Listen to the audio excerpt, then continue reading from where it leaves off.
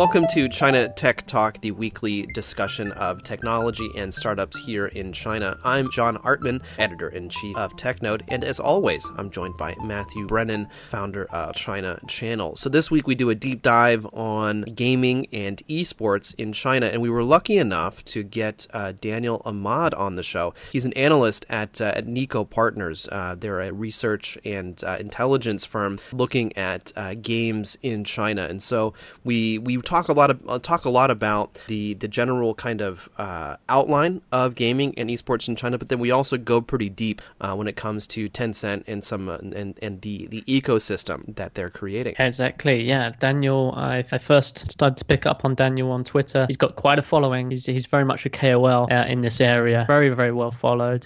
Given that they specialize, Niko Partners specialized just in Asian gaming, and particularly the China market. And their reports are really, really good. I think we've both been following their stuff for a while, right? So for us, it's nice to have Daniel on. He really got deep knowledge, and that's why we invited him, I guess. Yeah, definitely. And I think that you and I, Matt, we've talked about some of these topics in depth in some areas and kind of in passing in other areas. But I think Daniel was able to give a lot of context to some of these discussions that we've had previously. And I think also, he kind of changed the way that I look at a lot of these things as well. And in particular, looking at how Tencent strategy and kind of how they're going to be moving on from Honor of Kings, but then also looking at the esports and how the narrative it feels like it's this huge kind of thing, but actually it's still very much in its infancy and still has a lot of room to grow. Yeah, he seems quite excited about the prospects, quite bullish. And with that, we give you Daniel Ahmad.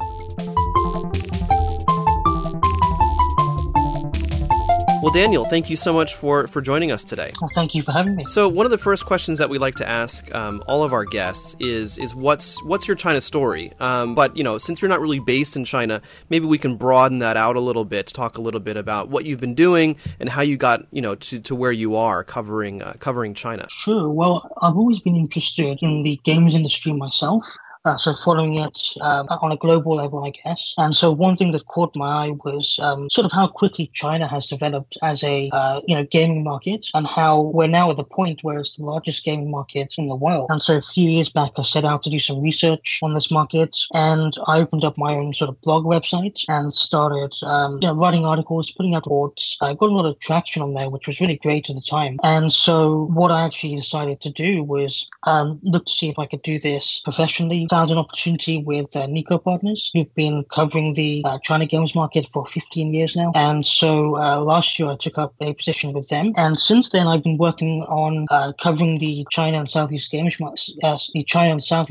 games market for them, and writing reports, putting out blogs, and staying up to date on everything that's going on there. So for you, I'm curious, what is it for you that attracted you to following the games market so closely? Well, for me it started just as a passion for gaming generally. So I've always been, I guess, a gamer at heart. And then seeing just, how unique and how different China is compared to my experiences in the UK, for example, is something that drew me in. And I've always had a bit of a passion for Chinese culture and history anyway in the past. And so I think that's what solidified my choice to really kind of double down and learn a lot about the market. How would you describe the China games market? And, how is it different from other markets? Is it different from other markets? Yeah, I would say it's completely different. For one, it's now, a $24 billion market. It's the largest market in the world, which is something I don't think a lot of people actually realize. The main difference as well is that a lot of the games are online based, they're social, they're free to play, and they're based around PC and mobile. Whereas in the West, console takes a bit of a bigger stance, and mobile perhaps is not as big as PC at this point. But in China, it's the complete opposite, and you'll find that a lot of these games as well are from just a few companies that do really well. So, for example, Tencent or NetEase. And there's a lot of regulation behind the market at the moment, which is something that you don't see in the West. Yeah, the landscape's completely different. And so that's really quite a challenge for you. Being you're based in the UK, right, Daniel? Right? Correct. Yeah, like myself from Britain. Yeah, it's good. We need more British people on this podcast. But I'm a start, I guess. Yeah, a lot of the digital scene here. There's loads of French here in China doing stuff. but in not so Shanghai many Brits. especially, yeah. Yeah. But anyway, back to the point. So it is different, and we're in a completely different, sort of ecosystem. How have you seen it evolve over time? I mean, like you're saying now, it's the biggest market. Is it getting the recognition that it should? That you feel compared to where it is right now, or is the general sort of perception a bit behind of where it should be? So the market has evolved from primarily a sort of PC market to one that's now completely dominated by mobile games when you look at it. PC is still the largest segment of games, but mobile is getting to the point now where, in 2018, mobile is going to be bigger than PC. And that's really down to, how accessible mobile gaming is and, how big some of these mobile games are getting because of that, and sort of how they're operated as a live service over, a very long period of time. And so the market, I think, is, I want to use the word insular, where, the companies that operate within China usually dominate within China. And so there isn't a huge amount of export revenue being generated at this point, but we're getting to the point in time now where Southeast Asia is kind of picking up Chinese games. Even the West is starting to sort of see the appeal of Chinese developed games or games that are popular in China. And so in a few years' time, we could actually see a lot more influence from Chinese developers and publishers in the West. Are the titles in China, do they translate well abroad?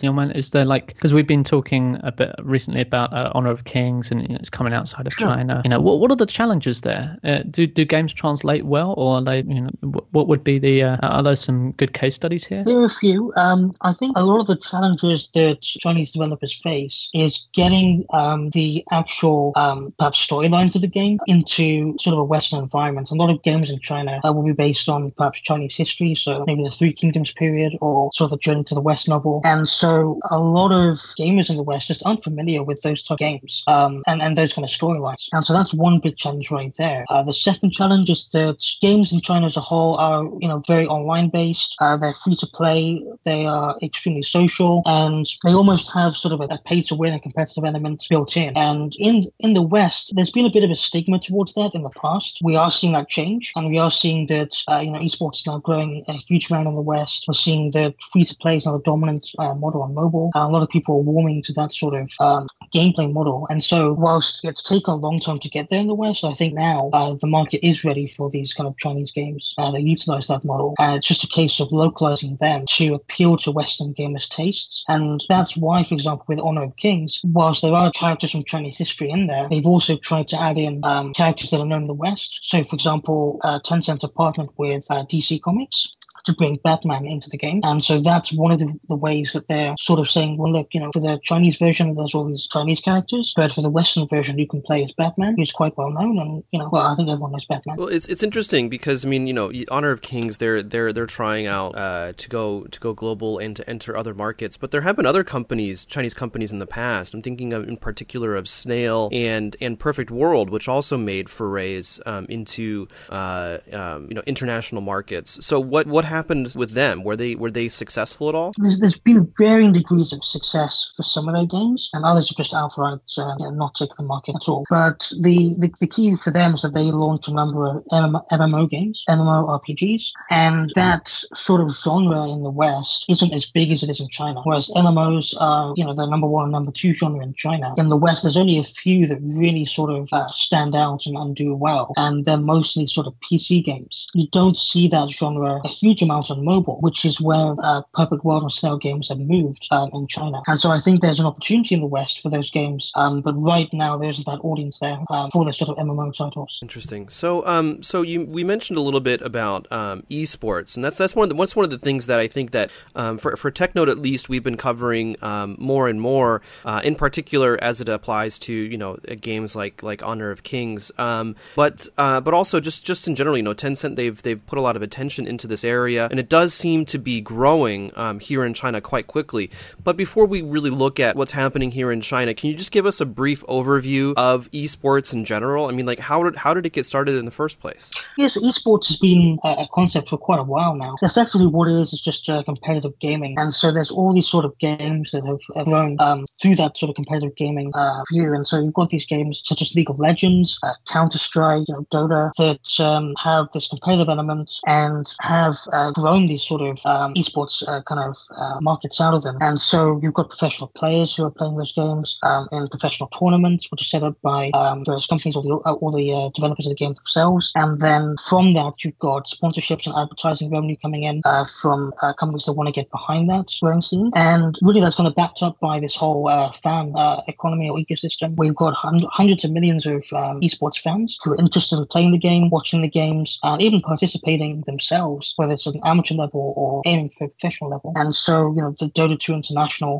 is one of the most popular kind of esports tournaments. I think that sort of popularized esports very recently. And so the 2017 tournament just finished, and to show you how big it is, I mean, it's grown from a prize pool of about $2 million, I think, back in 2011 to, I think, around $20 million this year. So there's been huge growth in esports globally, and in China, I would say it's grown even more. So talking about the esports market here in China, how big is it? Who are the major companies, and what are the key numbers? So we actually just released a report, an esports report for China about a couple of weeks back. And so the main takeaways from that report is that the market continues to grow. In 2017, we're looking at a market size of 1.26 billion. I want to make clear that that's not revenue from esports games, but from the actual esports market itself. So from tournaments, live streaming platforms, etc., player payout, for example. And so in China, esports has grown to the sort of cult-like status, and that's especially true of professional gamers. And so the growing popularity of esports has led to sort of professional players becoming, I guess, mini celebrities. You call them big celebrities as well if you want. And esports has been a key driver of the games industry itself. It's been responsible for a resurgence in internet cafes. It's been responsible for a resurgence in competitive gaming itself. And China now has some of the most popular esports games thanks to mobile gaming, which is something that you don't see a huge amount of in the West, I would say. Mobile esports gaming is, I want to say, more China specific. It is growing in the West. You've got games like Vainglory, for example, that are quite big. But Honor of Kings, to give the example you were talking about a few weeks back, is the biggest esports game, mobile esports game in China. And because mobile is accessible, it's easy to play, it's easy to stream games, and it's easy to get hooked into games. Mobile esports is actually now one of the key drivers for esports in China as opposed to PC games, and that's what's going to be driving the market over the next few years. Do you think esports is going to, in your analysis and in the report, I suppose you guys went into it quite deeply, is esports going to affect sports? Is it going to affect sports? I honestly think there's going to be a divide between esports and sports as there is now, and it's not going to change a huge amount. Esports will always be competitive gaming. It'll always have its own sort of industry and kind of ecosystem, and sports will always be separate, but there is going to be, of course, sort of collaboration and investment between the two, especially when you look at actual sports games, sports simulation games, for example, like NBA 2K online or FIFA online. There will be investment from those sports companies in those specific games, but generally there won't be a huge overlap. But looking at mobile or esports powered by mobile games, I mean, from my perspective, I just found out about this a few months ago from the Mobile World Congress in Shanghai, where they had a match of Honor of Kings, and they had people up on stage and some TVs in the background, kind of showing off the match. But I mean, it felt kind of weird because like with games like Dota or League of Legends, you're playing on a PC, and there is this sense of, okay, this person, he's looking up, he's looking at a screen kind of up and out, whereas when you're playing on a mobile device, you're just kind of looking down, and what they're doing is they're taking this relatively small screen size and projecting it up into a larger screen. And so I'm curious, I mean, why do you mean, is it just that people love these games so much that kind of contradiction doesn't really register for them, do you think? It's an interesting question. I think it's more a case of mobile games being so popular and so accessible at this point that you've got about 300 million mobile gamers in China right now, which is more than the number of PC gamers there. And so it's a case of size, and it's a case of the fact that these games have extremely large user bases. They continually engage with players at all times because it's a mobile game, it's a mobile device. They are competitive games. They have all these social elements in them, and so people become drawn to these games very easily. And so they become interested in the actual live streaming element, the esports element. One, because they can watch it on their phone. Two, when they go to tournaments, they can see professionals playing the game that they love to play. And so I don't think just because it's mobile means that it's invalid or not an esports or whatever. And I know you're not saying that, but there's a huge audience that loves these kind of games. And so I don't think it matters too much that it's not on the PC, because they're seeing the same game that they play. And a lot of people who are esports fans have aspirations to either play professionally or amateurly, and they actually can have the ability to do that. Tencent, for example, has leagues that operate in colleges, that operate locally at a provincial level, as well as the obviously big King Pro League, which is a professional league. And so all of these gamers and fans are really enthused with the game, and so it doesn't matter too much that it's on PC, because they know it's a mobile game, and that's why I like it. And now in this sector, we're seeing celebrities come on board. We talked about it in one of the previous episodes. Jay Zhou, who's like super famous Taiwanese singer, Wan Tong, who is the son of one of the richest, most famous sort of businessmen in China. They're moving into this area of esports and like building their own brands, their own teams. What do you make of this trend? I mean, it's only a good thing, I think, in my opinion. And we've seen Wan Tong found his own team, but also become the CEO of Pandu TV, one of the largest live streaming platforms in China. And so the development that they're bringing, not just in teams, is a positive to the industry. And ultimately, they're able to kind of collate and bring together their fan bases into the esports ecosystem. And that, in turn, helps grow the overall esports market. And so you see this across many different industries where celebrity endorsements will aid the growth of a various industry or product or whatever. And so we're just seeing the same thing here. And I think I'd expect more and more celebrities to get on board with gaming in general, but also esports. So you see it as kind of just a mainstreaming trend, as it were. Effectively, yeah. It's what we see across all different industries. And there isn't a huge amount of difference here, because the outcomes are going to be the same, where they bring investment to the esports market, where they bring their fan bases into the esports ecosystem, and where esports gains more notoriety really across the mainstream. So before you mentioned regulation and how the gaming industry and esports in general is China is one of the only markets that actually has government regulation on the market. But it seems that the Chinese government does have a bit of a contradictory attitude towards these games. On the one hand, for example, the People's Daily called Honor of Kings poison. On the other hand, esports is recognized as an official sports program. So how do you explain that contradiction? Yeah, that's an interesting question, because you're right. The Chinese government and sort of the Ministry of Sports did recognize esports as early as 2003. In fact, it was listed as one of the official sports of China. And so 2003, that's what 14, 15 years ago now at this point. So it's been a very long time, and yet we still see these articles come out about sort of negative gaming influences. But at that time, going back to 2003, the main goal was to sort of grow the IT sector and the IT businesses, and kind of boost the economy a bit. And so the Chinese government did endorse esports, even at a time where the regulation stated that console games were banned, or that games should have anti-addiction measures built in to PC games, for example. And so China's always taken that sort of stance of esports, even if they've regulated the environment. And we're now at the point where China recognizes esports as an official degree in colleges across the country. But at the same time, they are still regulating the environment to ensure that games don't become too addictive. And that's what we've seen all the Honor of Kings articles, and why Tencent have imposed their restrictions there, which are self-imposed actually at this point. But in general, China does take a supportive stance, and that has actually helped sort of the negative stigma around games sort of dissipate over the years, because there has been a negative stigma there ever since 2000 with the console ban. But esports has now been legitimized, and that's helped remove that negative stigma. And people now see esports as a valid career path, whether that's coaching or actually being a professional player themselves. And so that's one of the benefits really to that. But you're right, there is still that sort of negative stigma there in general, and that mostly comes from parents, it comes from the media. And so the Chinese government does still regulate quite strongly a number of games. Yeah, it's really interesting too, because it seems that introducing anti-addiction measures, it's a bit antithetical to the game itself. You hear game developers talk about how can we make our games addictive, or people in the industry, they refer to great games as being addictive.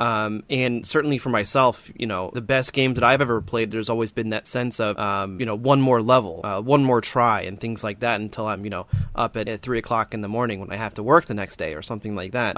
So I mean, like, is it just the kind of the natural, perhaps, in a moral sense, like the government doing their job, or is it hamstringing the games industry in China, you think? It's more a case of China being quite paternal, to be honest, and in their kind of views. And so what they will do is take on board what parents say, what the media says, and put that into the regulations that they do put out. But one thing I will say is that these regulations don't impact the games industry as harshly as most people think they do. And that in the end, what China is trying to do is facilitate the growth of gaming and esports, which they did by legitimizing esports. And even the regulations that they have, they frame them in such a way that it doesn't have a huge negative long-term impact. There might be some short-term impacts, but generally every time we've seen the government introduce these anti-addiction policies or laws or kind of approval for mobile games, which they did last year, we've still actually seen the industry continue to grow. And, publishers have actually they haven't got around it, but they've taken on board the regulations, and they've kind of worked around it in their favor to still put out games and to still grow the user base and to still grow the overall market. And so what you'll see with this Honor of Kings restrictions is that they've done the math. They understand that they're bringing on more users than ever at this point. They understand that users on 12 don't actually play more than 1 hour per day. They understand that by introducing their Tencent parental controls program, they're giving parents the ability to trust their games and trust Tencent themselves. And so in the end, it actually means that anyone over 18 isn't affected. Those under 18 can still play the game as they would normally. They're not affected a huge amount in terms of hours that they can play. And parents are actually more trusting of Tencent now that they have the ability to cap spend and cap playtime and sort of regulate their own children playing the game. Yeah, so that's interesting because we were talking about it in a previous episode, how I believe that there is, surely there must be a systematic risk to companies like Tencent in this area, where essentially they have a conflict of interest with the government, right? I mean, it's undeniable, but that there is a conflict there. And what we've seen, with gaming, the mobile trend, as you had just been discussing previously, it makes it so much easier to play games when it's just on your device, which is on in your hand all day. And then couple this with the fact that the game, Honor of Kings really just personifies this so well, because the game has done so extraordinarily well and has integrated itself into society, and it's this very social game. Whereas, where does Tencent go from this? If their games continue to become more and more popular, I could see it being a risk for them. Do you see it the same way, Daniel? What's your take? What I would say on that is really that Tencent has an extremely strong pipeline of games, and they're continually adding to that. In the past quarter, we've seen them release, I think, 5 games on mobile. One of them is Contra from Konami, based on the popular console IP from the 90s. And then they've also released Dragon Nest Mobile and Dragon Oath Mobile, which are 2 sort of MMO style games. And what you'll see is that Tencent have these really huge games like Honor of Kings and others as well that perform really well. And then they're continually adding brand new games. And because Honor of Kings is operated as sort of a live service game with constant updates, constant promotions, new users coming on board, a wider ecosystem through esports and live streaming, that continues to generate as much revenue, if not more, than what it did last year. And that's true this year, where Honor of Kings has seen revenues jump sharply. And so they'll continue to support Honor of Kings over the next decade, as they did with PC games in the past. And all of these new games are adding incremental revenue at this point. And I don't think we're right at the point yet where there's going to be a cap on mobile games revenue, because we're still seeing more people enter and buy smartphones and sort of enter the mobile games market. And we're seeing average revenue per user increase as well, as obviously salaries increase and gamers discover more games and look to do better in them. Right. And so you mentioned that, a lot of the gaming models in China are free to play and pay to win. And so when you're talking about revenues, you're talking mostly about people buying items, people buying in-game currency, stuff like that? Yeah, correct. So those are the two kind of, let's say, the basic microtransactions in games. So it could be characters, skins, items, whatever you want. And so, and in-game currency, as you say. And because there's that sort of competitive element in these games, the social element as well, and sort of wanting to be at the top of the leaderboard or wanting to be a VIP player, you'll find that a lot of gamers will pay. And in fact, there's even this industry where, I don't know why, but gamers will actually pay others to play the game for them, so that they can have a higher rank or a certain items or certain abilities. And it's quite interesting to see that evolve, just to see how deeply, engaged a lot of people are in these games. Well, it's funny you mentioned that, because I used to play World of Warcraft when I was in university for a little while, and I remember hearing about character farms based in China, where these young men, their job basically was to sit at an internet bar and just level up characters, and then those characters were then sold to other players. But at the time, I'm not sure what the rules are now, but at the time, Blizzard did not actually allow this, and so anyone who did that was technically skirting the regulations and the rules that Blizzard had set in place. But so now is it like an accepted, is character farming, these types of things, is that an accepted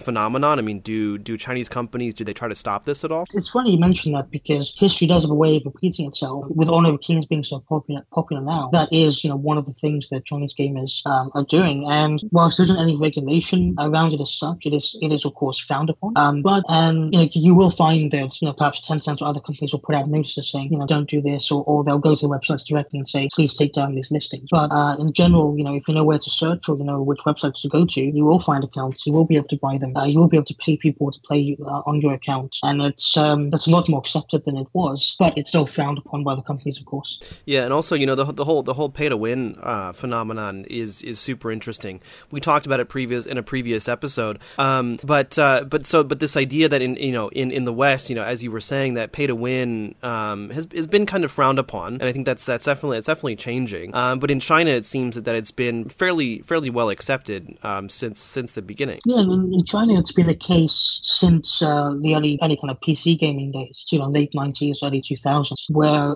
online gaming and free-to-play gaming became huge, just down to the fact that piracy was rampant at that time. No one could really afford $60 for a game up front. There wasn't a huge amount of gamers who would pay that amount, especially when piracy existed. Internet cafes were the main way of gaming. And of course, because they're not personal PCs, they can't store all these save files offline, so they do it online. And that's why free-to-play games, social games, because of the internet cafe environment, and online gaming became so prolific and accepted back in these days. And that's something that's only grown over time. And with the introduction of mobile gaming, we've seen that a lot of PC game IPs have been kind of moved onto mobile, tailored for mobile devices. A lot of the top 10 grossing games in China on mobile right now are, just PC games from the past, which have been brought over to mobile. And so it really is a continuation of what we've seen in the past. And the West doesn't have that history or that sort of model built in. It was only really until, I guess, League of Legends came out that free-to-play and sort of perhaps pay-to-win or even, that style became popularized. And we're now at the point where I think it's a lot more accepted in the West. And that's a bigger opportunity for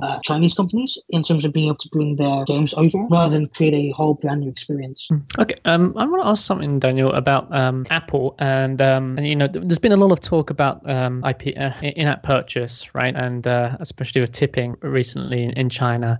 But how important is the Apple users for gaming in China? What is there? Have you guys done analysis on that? What's the breakdown in terms of revenue that's coming from iPhones? So iPhone is still the most popular sort of phone and brand in China, even if it has sort of waned a bit very recently, but it's still up there. And so, the Apple App Store is still very important to a lot of Chinese publishers, just down to the fact that the kind of users that purchase these games, so if you purchase kind of in-app purchases are more likely to spend more if they have an Apple device, purely because they're able to afford, the thousands or hundreds of dollars or whatever it is for an iPhone these days. And so they are able to spend more.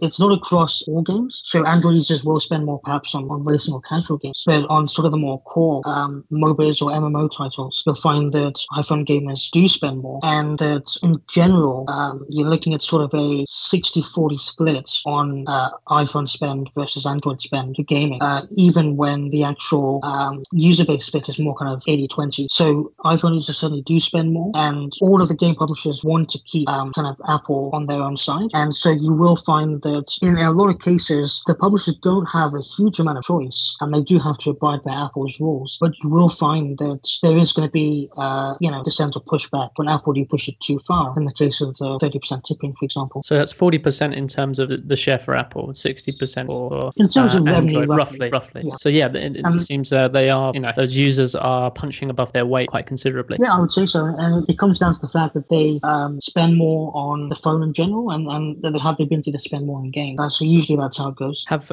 what techniques do, obviously game developers in China hate giving 30% to Apple, right? They really don't like it. Are there any ways around that for them? In general, there isn't a huge way around that, and that's purely down to the fact that Apple imposes their Apple Pay system onto the App Store. And so for Apple, it's a lot harder.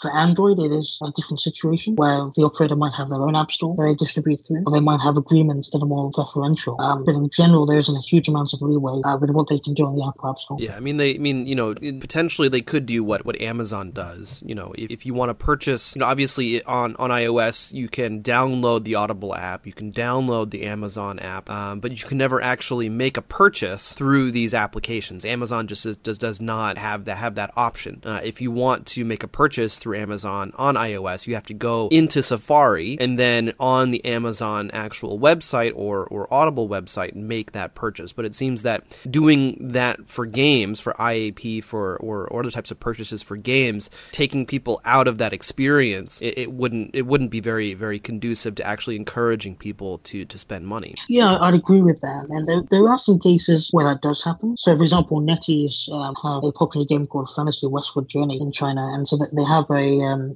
version of the game that is interoperable with the PC version. So you can sort of save the game on one and resume on the other device. And so what they've done is have it so if you buy in-game currency or in-game items on the PC, it will also transfer over to the mobile game. And so that does get around it. But you'd never find a game where similar to the Audible case where they don't have in-game purchases within the mobile application itself, because too many users will just want to purchase the microtransactions through the game, and going out of the game, going to a PC isn't always an option, and really it's only a limited amount of players that will actually do that. Maybe we talk a little bit about just very recently Tencent released their Q2 report, and Tencent dominates this area of gaming in China. Well, first off, do you think that's healthy, Daniel, to have one company having such a large chunk?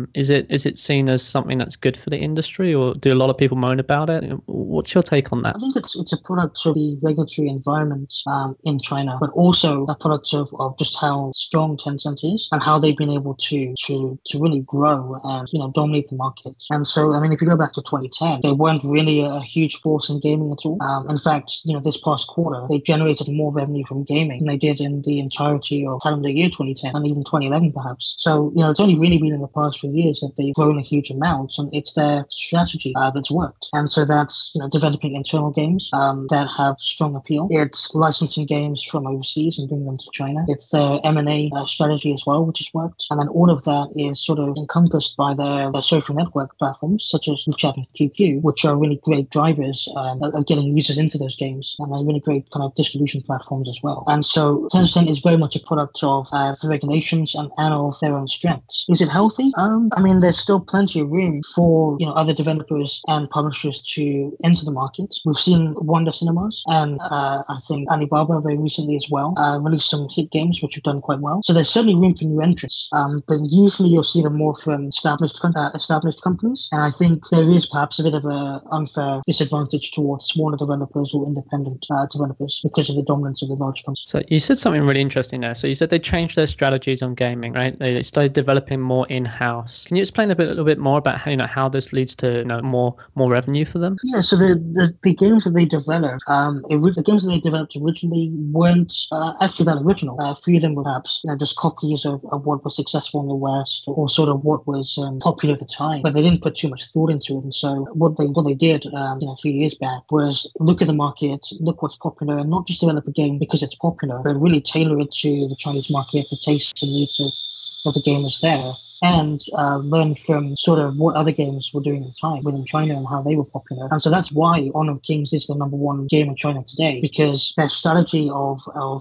acquiring the right games, getting knowledge from them, who right games are the developers, League of Legends for those that don't know, but using that strategy, learning from right games, and developing their own sort of mobile offshoot version of that game has led to huge success. And as I said before, that's really amplified by the fact that Tencent has grown its social social network platforms to reach out through QQ, through its own mobile app store as well. It's like it's a mobile app store. And so it's been able to promote those games. And because they're good games, they stick, and word of mouth has been a huge driver. They then created larger ecosystems through esports, through live streaming, and that's what's helped those internal games grow. Now, on top of that, they've got licensed games, they've got games that they've acquired, and that's helped them solidify their position in the market. How important are the social networks, you think, to the success in gaming? If they didn't have WeChat and QQ, would they still be able to get away with what they're doing in gaming and be so successful? Is it absolutely critical, or is it just a... I would say they wouldn't be as successful, but they would still be successful. There's two components to mobile games in China, and the first is that the game has to be good, has to be addictive, has to be good to play, and there are a good number of Tencent games that do have that, and Honor of Kings obviously being a big example that we keep going back to. But the second component is obviously channel distribution, and how do you get the games out there? And because Tencent have this large social presence and ability to target various gamers through their social networks, that does make it so that games which perhaps aren't as big can be even bigger, and it gives overseas companies, or perhaps even companies in China, a reason to partner with Tencent to distribute their games. The games that Tencent released in the past quarter, Contra, Dragon Nest, and Dragon Oath, are all licensed games, and there's a reason that they partnered with Tencent instead of self-publishing or going with a different partner. And the main reason is because they have the ability to promote the games via their social networks. And so we're at the point now where Tencent can kind of quite easily say to companies, there's a reason to partner with us, and the biggest reason is because of WeChat or because of QQ. So when they go outside of China, right? So now we all know Tencent and Alibaba dominate China. Everyone's talking about the next wave of them going outside China, and we're seeing a flurry of deals across all different types of markets now as these guys step outside. So for Tencent and gaming, how do you see this going? They've already made some big acquisitions, and they're pushing the big titles outside of China. But what are the main challenges for what would be the main challenges for Tencent in internationalization of what they've been able to achieve here in China? Well, just going back to what you said just then about acquisitions, I think that's something that a lot of people don't realize, is that Tencent does have ownership in Riot Games and Supercell. Riot Games has the biggest PC game in the world. Supercell has the biggest mobile game in the world. And they also have stakes in various companies like Activision Blizzard, Miniclip, and Blue Mobile, and various others in the West. And that's one of the ways that Tencent has been able to sort of build its presence overseas and also learn from those companies, but also utilize those companies for its own overseas presence when it launches games. So, Tencent has partnered with Garena to bring its games to Southeast Asia, where they've done quite well. In the West, they've partnered with Miniclip and Glue Mobile for a couple of games. Admittedly, they haven't done that well. And I think, again, it goes back to the challenges of actually having games that appeal to Western gamers and aren't so China-orientated, in the sense that they are not so heavily pay to win, that they are in genres that appeal to Western gamers, and that they don't rely too heavily on perhaps Chinese history or fantasy, which is something that Western gamers aren't used to a huge amount. There's always a limit on how successful those games be without sort of broadening the storyline of both of those games. And so one of the games that Tencent is releasing in the West this year is, of course, Honor of Kings, which is known as Arena of Valor in the West. And so the game is now out in Europe and can be downloaded. And I think what Tencent is aiming to do there is, as we mentioned earlier in the podcast, is sort of appeal to Western games as much as possible by likening it to games like League of Legends, Vainglory, adding in sort of a Western element by adding in characters such as Batman, but also promoting the game through esports and live streaming. And so whilst Vainglory has been extremely popular through professional esports in the West, I think Tencent are now looking to replicate that and grow it even further. So it'll be really interesting to see what they can do this year. And the game isn't out in the US just yet, but it is launching this year, and it's going to be something I think everyone should watch and see how it does. Do you expect it to have the same success or similar success or anywhere near the amazing success it's had in mainland China? Will it be as successful as mainland China? I don't think so, because the China market has really taken on board that game and made it their sort of number one kind of cultural hit. In the West, there is a chance for it to do well. The early indicators are so positive. In Turkey, where it was soft launched, it did it very well and was one of the top ranking games. It did even well in Southeast Asia as well. But whether it can have the same sort of hit appeal, that's something we'll have to see. And I think one point to make that we all talk about how big Honor of Kings is, but really to put it into perspective, we released a report on the China mobile games market for the first half of 2017, and what a lot of people don't realize is that Honor of Kings, which is predominantly the revenues generated in China, it's only been released in Southeast Asia, but pretty much it is a China game. Honor of Kings was the number one grossing game worldwide across iOS and Android for the first half of 2017. And so that's with the game being, only out in China, really. And it's been the biggest game in the world for the first half of the year, even though it hasn't released in half of it. Yeah, I think I saw some stats on that. It might have been from you, actually, on Twitter or something like that. Yeah, it is amazing. And I think there's a lot of sectors where people don't realize that if you do really, really well in China, you can end up being top of the world in your area online, just because the scale of the market's just it is comparable, to in many ways to everything else, which is people forget that it's easy to get, and you think, oh, it's just one country, but it's not that simple. But that's amazing statistic. Yeah, okay, so I'll try and look out for that report. So Daniel, I mean, we're coming close to the end, but I mean, I think that one of the questions that I'm really curious about is, how do you see, so for example, Tencent in Honor of Kings, I mean, like, how do you see that progressing? Are they going to try to come up with a follow-up hit, or do you think they're just going to try to continue to try to capitalize on Honor of Kings, incubate and accelerate the esports around that, or how do you see their strategy going forward? Yeah, it would certainly be the latter in this case, where we've seen the game come out in 2015, and in 2016 it was the largest game in China, and we all said this is the peak, maybe, or perhaps that this is as big as it gets, because it was huge in 2016. I don't think people realized just how big it was last year, and then in 2017 it's grown even bigger, to the point where there are 200 million people playing this every month. 200 million, that's more than the population of some countries, and I think that's a testament to just how much Tencent have been able to continually update the game and also grow the ecosystem outside of the game. You find that there are now internet cafes that have opened up special dedicated spaces to people who want to play Honor of Kings, which is weird because it's a mobile game. You can play it anywhere, but that's how big the game is. People will go to internet cafes to play on a mobile phone to play this game, and it's something that's really just played everywhere all the time and talked about all the time. And so with Honor of Kings, the goal now is to continually provide updates to the game, to continually grow the ecosystem through esports, through live streaming, through new updates, new characters. And whilst we're not going to see a sequel anytime soon, I think that shows just how, I want to say, similar the mobile games market is to the PC games market, and that you can have these games come out and continue to operate a live service for a number of years and still be successful. You look at some of the biggest PC games in the market today, such as, for example, Fantasy Westward Journey, which came out in 2004, and it's still one of the top 5 grossing games this year. And so I think that's something that we're going to see with Honor of Kings 10 years from now, maybe 15 years from now. It will still be, maybe not number one, but there'll still be people playing it, and I have no doubt that it will be a very different game to what it is today, due to all those content updates and the growth of the ecosystem. And like I mentioned earlier in the podcast, Tencent is still releasing new games. They're going to find new hits, they're going to find new genres and kind of new gameplay concepts and elements that will be just as big, if not bigger.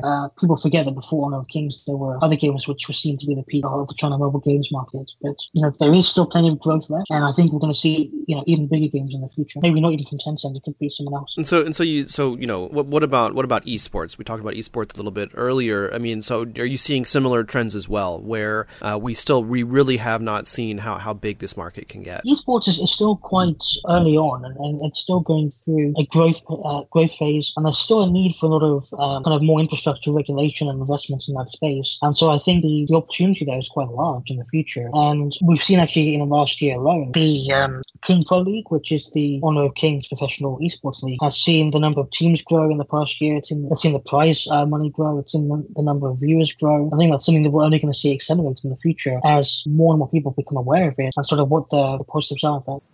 We've been talking about mobile gaming all the time, and in China, but console gaming, doesn't seem to be such a thing here in mainland China. And why is that, you think? Why is it not really ever truly taken off in China and like it has in other markets? Yeah, it's a good question, because around the world consoles are massive. The PlayStation 4 has an install base of 60 million users, but in China, it's not really big at all. And so a lot of that goes back to history of console gaming in China. In the 90s, they were fairly popular. People who could afford them buy Nintendo Entertainment Systems. Mostly they were clones, of course, because Nintendo didn't distribute them within China. But what happened in 2000 is that the Chinese government banned console gaming. The reason for that is the same reason that we see today, where why Tencent is restricting minors in Honor of Kings, is that it's unhealthy for them, it causes addiction and all of that. And so the reason for that was because the Chinese government saw it as basically being electronic heroin or poison or whatever you want to call it, as the media do these days. And so for the past 14, 15 years, consoles have been banned. And it was only in 2014 that consoles became legal again. During that time, you had PC games, which kind of grew. They were free to play, they were social, they encouraged teamwork and kind of lots of people playing together across internet cafes. Mobile games, everyone has a mobile. Again, free to play games, social games, everyone wanted to play them. The console, you've got to spend $500 up front for the actual box itself. Then you've got to spend $60 per game just to play it. On top of that, there are games you've never heard of from the West, which no one really plays a huge amount of. And so there's all these barriers to entry for console that you just don't see in PC and in mobile. And so that's what's kind of led to slow growth of the market, even though they are legal now, because there are all these barriers to entry. Yes, there's a niche market. Yes, it's growing. Yes, there's investment in console games from Chinese developers and publishers, but it's always going to be a niche market. It's going to take a very long time to grow. And there's a lot of, not worry, but there's a lot of concern as to whether it'll actually be as big as PC and mobile. And in my opinion, it's never going to get to that point. Maybe if a Chinese competitor comes on board and figures out a way to integrate it with mobile and PC gaming and sort of, the Android box style TV gaming, then that might work. But in general, consoles is always going to be a fairly niche thing in China. Yeah, and even then, I mean, there's been quite a bit of a console community, but a lot of it was around like the Xbox and the Xbox 360, just because that was the most easily hacked piece of hardware, and you could easily get, pirated copies of games and things like that. So during the console ban, you did see, great imports of consoles. Xbox 360 and Wii being very popular, PlayStation 2 as well. The main reason that they could all be hacked, as you said, and people could just get games for free or extremely cheaply. And so that's one of the reasons that they were. But the new consoles cannot be hacked. Games do cost a lot of front. Consoles cost a lot of front. And so there's still a lot of barriers there. Yeah, well, great. Well, Daniel, thank you so much for taking the time. Before we do go, the last question that we like to ask all of our guests is, how can our listeners find you? Yes, I mean, if you're interested in sort of the reports that I mentioned earlier in the podcast, you can find them on our website, which is nikopartners.com. For me, I personally have a presence on Twitter, which is, the username for that is JugaEX. So, I mean, there'll be a link to my Twitter, so just click on that, feel free to follow me. Usually I just post updates about the China games market and the Asia games market in general, and start a conversation on there. Great. Well, Daniel, thank you so much again for the time. Thanks so much for having me.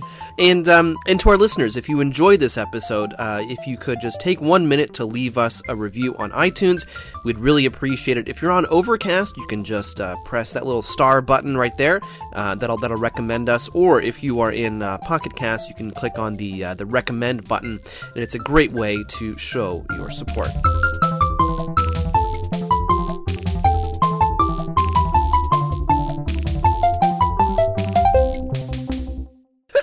One second. Sorry. Oh my gosh. I was holding that in. 1 second. 1 second. One second. Leave that in. Oh gosh.